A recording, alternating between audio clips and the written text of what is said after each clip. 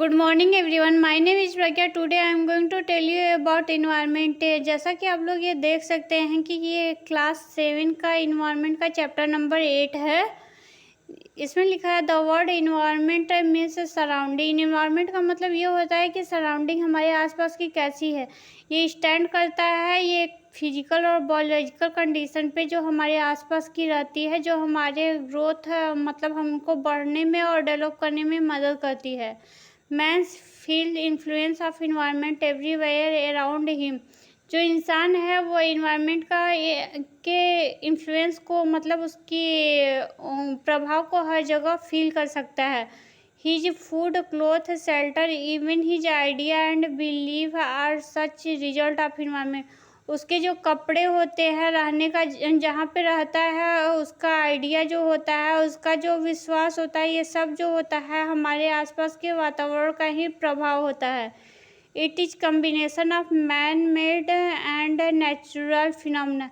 ये जो होता है इंसानों और प्रकृति दोनों के द्वारा बना गया होता है। Environment is different in different place. हर जगह का अलग अलग जगह का इन्वायरमेंट जो होता है वो अलग अलग होता है। For example, environment in a classroom is different from that at home. जो क्लासरूम का इन्वायरमेंट है घर से अलग होता है। Environment of A village is different from the city. जो गांव का इन्वायरमेंट होता है वो शहर से अलग होता है। Environment in Antarctica is different from that of Sahara desert. जो अंटार्कटिका का इन्वायरमेंट है वो सहारा डेजर्ट, जो सहारा रेगिस्तान है, उससे अलग है। कंपोनेंट ऑफ इन्वायरमेंट है। इन्वायरमेंट का कंपोनेंट जो होता है उसके बारे में हम लोग अब पढ़ेंगे। Environment has two component or two category. Environment के दो कंपोनेंट या दो कैटेगरी हैं। फर्स्ट है नेचुरल इन्वायरमेंट और सेकंड है ह्यूमन मेड। जो नेचुरल इन्वायरमेंट है उसको फिर से दो भागों में बांटा गया है। एक है बायोटिक इन्वायरमेंट। बायोटिक इन्वायरमेंट में जो होता है वो आता है प्लांट और एनिमल, मतलब ऐसे चीज़ जो लिविंग ऑर्गेनिज्म होते हैं वो बायोटिक होते हैं। ये biotic environment it refers to non living things, land, water, mineral, cities. इसमें जो होता है वो नॉन लिविंग थिंग्स आता है, जैसे कि पानी हो गया, लैंड हो गया, मिनरल्स हो गया। Natural environment, land, water, air, plant, animal are element of natural environment. जो ज़मीन है, पानी है, हवा है और प्लांट है, जानवर है, ये जो होते हैं वो नेचुरल इन्वायरमेंट में आते हैं। It provide us to base of our existence. ये हमारे एग्जिस्ट होने के बेस को प्रोवाइड करते हैं। लैंड टू लिव इन, हम लोग जहाँ पे रहते हैं। एयर टू ब्रीथ है, हवा सांस लेने के लिए। वाटर टू ड्रिंक, पानी पीने के लिए। फूड टू ईट, खाना खाने के लिए। You have study about meaning of 4 component. आप लोगों ने पहले 4 कंपोनेंट के बारे में पढ़ा हुआ है। Lithosphere, hydrosphere, atmosphere, biosphere. आपने पहले वाले क्लास में लिथोस्फीयर, हाइड्रोस्फीयर, एटमॉस्फेयर और बायोस्फीयर को पढ़ा हुआ है। Let us discuss about this component. हम लोग इसके बारे में फिर से डिस्कस करेंगे। The domain of land is called. जो लैंड का डोमेन होता है उसको लिथोस्फीयर कहते हैं।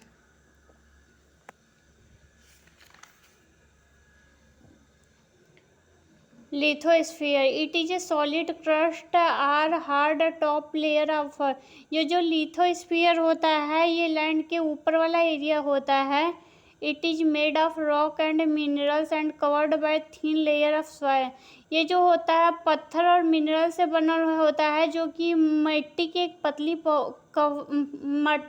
पतली परत से कवर होता है। It contains various land form है। इसमें अलग अलग तरह के लैंड फॉर्म आते हैं, जैसे कि माउंटेन हो गया, प्लेट्यू हो गया, प्लेन्स हो गया, वैली हो गया। Land form are found over the continent as well as ocean floor. जो लैंड फॉर्म से होता है वो कॉन्टिनेंट में पाया जाता है, साथ साथ में ओशियन फ्लोर पे। Lithosphere is thinner over ocean floor. जो लिथोस्फीयर होता है वो बहुत पतला सा होता है ओशियन फ्लोर पे। Important, every component or domain of the earth, it is important in its own. जो सारे कंपोनेंट होते हैं ये अपने आप में बहुत इम्पॉर्टेंट होते हैं। Lithosphere is important because it provide us, lithosphere इसलिए इम्पॉर्टेंट है क्योंकि ये प्रोवाइड करता है forest and grass land for grazing, ये जंगल और ग्रास मतलब ये घास के लिए लैंड प्रोवाइड करता है। लैंड फॉर एग्रीकल्चर, खेती के लिए कृषि के लिए लैंड प्रोवाइड करता है। लैंड फॉर ह्यूमन सेटलमेंट, इंसान को सेटल होने के लिए लैंड प्रोवाइड करता है। Source of minerals wealth, mineral का वेल्थ के लिए के सोर्स मतलब हम लोग यहाँ से अपना पेट्रोलियम डीजल ये सब चीज़ निकालते हैं। हाइड्रोस्फीयर, जो हाइड्रोस्फीयर है the domain of water is referred to as hide, जो वाटर का चीज़ है उसको हम लोग एक तरह से हाइड्रोस्फीयर कहते हैं। It refer to present of water in all its form, ये जो होता है वाटर के रूप में सारे फॉर्म में प्रेजेंट होता है, जैसे कि ओशियन हो गया, सी हो गया। ओशियन मतलब समुद्र, ये नदी, तालाब, झील ये सब में पाया जाता है। ये जो होता है it is essential for all form of life for survival all on the earth surface, ये जो होता है पाया जाता है जीवन के सारे रूप में अर्थ सरफेस पे सर्वाइव करने के लिए। Water is also found in atmosphere in the form of water, ये जो पानी होता है एटमॉस्फेयर के ऊपर पाया जाता है वाटर के वेपर के रूप में। It help us to bring water rain, ये जो होता है वो पानी को लाने में मदद करता है। एटमॉस्फेयर, एटमॉस्फेयर जो होता है द डोमेन ऑफ एयर, इसका जो एयर का डोमेन होता है उसको हम लोग एटमॉस्फेयर कहते हैं। It is A thin layer of air that surrounded the earth like environment, ये जो होता है एयर की एक पतली सी परत होती है जो अर्थ के चारों ओर एक इन्वेलोप के रूप में रहती है, मतलब एक बहुत पतला ही परत है ये एयर का। It held earth by gravitational, ये अर्थ का जो ग्रेविटेशनल फोर्स है उसके द्वारा रखी होती है।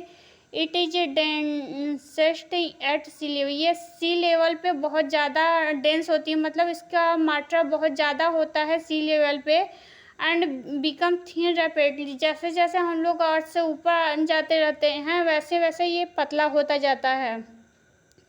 It protect us from harmful rays and moderate the temperature of earth, ये जो होता है हमें प्रोटेक्ट करता है बेकार रेज से, और ये जो होता है अर्थ का टेम्परेचर जो होता है वो मॉडरेट मतलब ना ज़्यादा होता है ना ही कम होता है। इट कंटेन्स नंबर ऑफ, ये कई तरह का गैस लेता है जैसे रखता है, जैसे कि नाइट्रोजन हो गया, ऑक्सीजन हो गया, कार्बन डाइऑक्साइड हो गया, या डस्ट और पानी भी इसमें इंक्लूडेड होते हैं। The change in atmosphere produce change in weather and climate, जैसा कि चेंज होता है एटमॉस्फेयर में इसकी वजह से जो वेदर मतलब मौसम होता है और क्लाइमेट वातावरण भी चेंज हो जाता है। Biosphere, it includes all the living component of environment like plant, animal, insect, microorganism and human being, इसमें जो होता है सारे लिविंग कंपोनेंट इंक्लूड होते हैं, जैसे कि प्लांट हो गया मतलब पेड़ मतलब पौधे, एनिमल हो गया मतलब कि जानवर, इंसेक्ट हो गया, माइक्रो ऑर्गेनिज्म हो गया और इंसान। इट इज नैरो जोन, ये अर्थ का बहुत पतला सा जोन होता है जहाँ की लैंड, वाटर और एयर एक दूसरे के साथ इंटरेक्ट होते हैं जीवन को जीने के लिए, मतलब अगर ये ना होता तो पृथ्वी पे जीवन पॉसिबल नहीं था।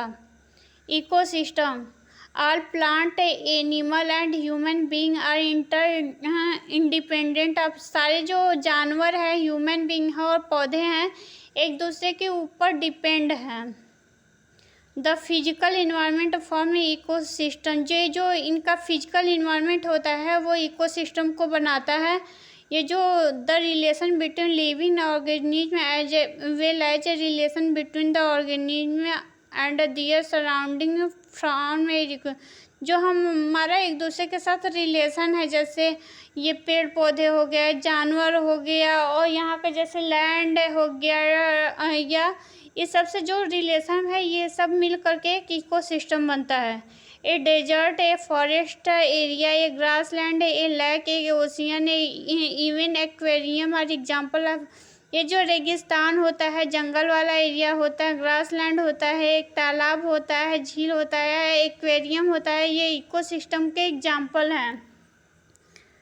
Nature maintain a perfect balance between all component of environment with each ecosystem. जो नेचर प्रकृति जो होता है वो सारे के साथ में एक अच्छा बैलेंस बना करके रखता है।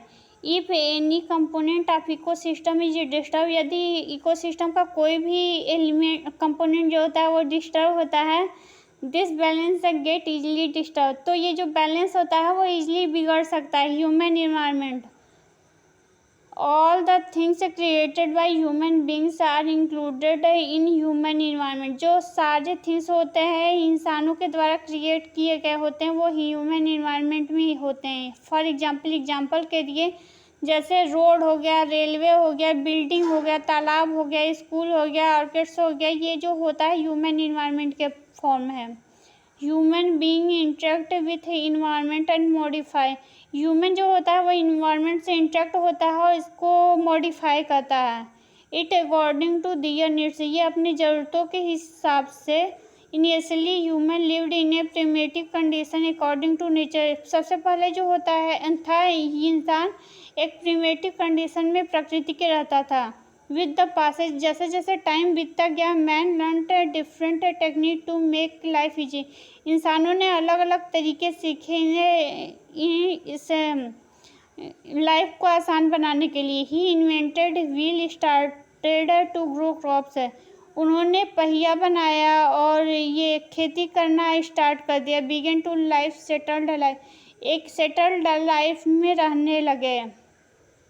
इंस्टीड ऑफ वेंडर्स, पहले जो इंसान है एक जगह से दूसरे जगह पर जाने लगे, लेकिन जैसे जैसे टाइम बीतता गया ये सब सीखते गए। Human being use their skill and knowledge to create things for natural, जो इंसान होता है वो सीखता है अलग अलग स्किल कि कैसे जो होता है हम लोग नेचुरल इन्वायरमेंट में रह सकते हैं। वो अपनी ज़रूरतों को सेटिस्फाइड करने के लिए अपने जो चाहते हैं एस्पायरेशन है, मतलब वो जो चाहता है उसको करने के लिए। Environment affect the life of people to a great deal and, जो इन्वायरमेंट है वो हम इंसान के जीवन को इफ़ेक्ट करता है। To largely determine their life style, जिसकी वजह से उसका जो लाइफ स्टाइल होता है वो डिटरमाइन होता है। ऑन द अदर हैंड, दूसरी साइड में man to determine environment and has a great capacity to modify, इंसान जो होता है वो भी इन्वायरमेंट को डिटरमाइन कर और उसके पास बहुत बड़ी कैपेसिटी होती है इसको मॉडिफाई करने की। ही कैन क्लियर फॉरेस्ट, वो फॉरेस्ट को साफ कर सकता है। Change the course of river के कोर्स को चेंज कर सकता है। कट द माउंटेन को कट कर सकता है।